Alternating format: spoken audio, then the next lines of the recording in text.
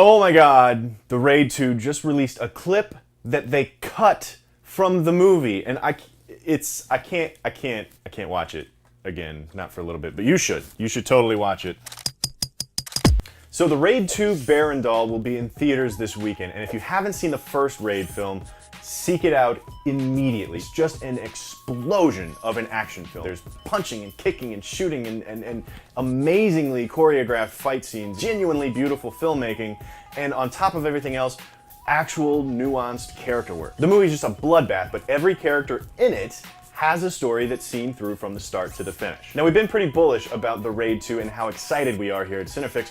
The trailers look amazing, the word coming out of South by Southwest and out of Sundance have been amazing. People are comparing it to the freaking Godfather. And now, they've just released this clip that they cut from the movie. They decided that they didn't need this clip. The clip is simply titled Gang War, and it is gorgeous and violent and bloody and gruesome and just grueling to watch. The scene itself has a beginning, a middle, and an end, and it sets up several different characters, all of whom we see their arcs through to the finish. And I do mean their finish because everybody dies.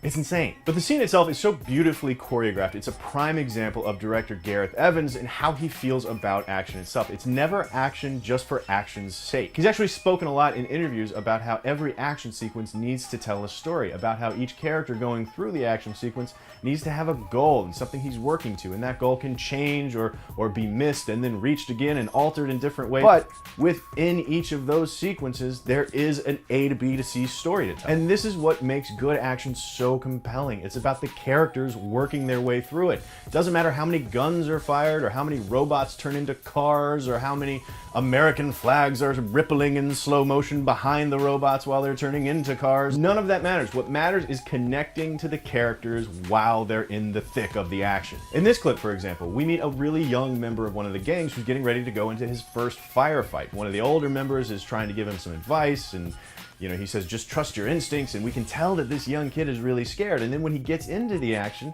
we're really scared for him. It's so wonderfully choreographed.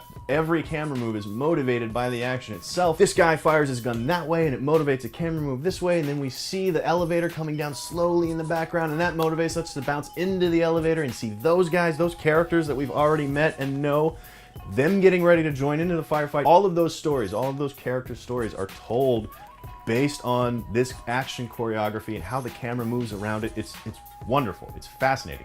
It's a scene that's worth studying if you love action movies. But they still decided they didn't need it. Now, because the scene has a beginning, a middle, and an end, it's practically a short film unto itself, I can understand why it was lifted straight out of the movie, and narratively, the film still makes sense. But what it does is it sets up this climate of violence and gang warfare that's going to inform the rest of the movie. So the scene had to take place towards the beginning of the film, but it sets up that world so well, so incredibly well. They were still like, no, we're gonna be cool without that scene because the rest of this movie is so badass. Like, just think, this scene that is so good and so grueling and so tense to watch and to sit through. Like, honestly, I'm not gonna watch it again for a little while because, like, it's rough, it's tough, but it's such a good scene. They don't need it.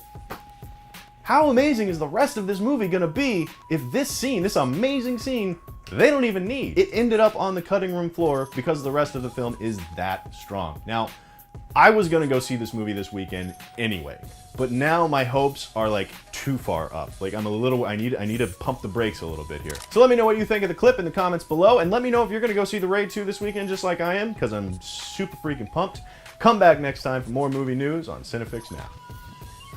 It's just so rad and violent and rad.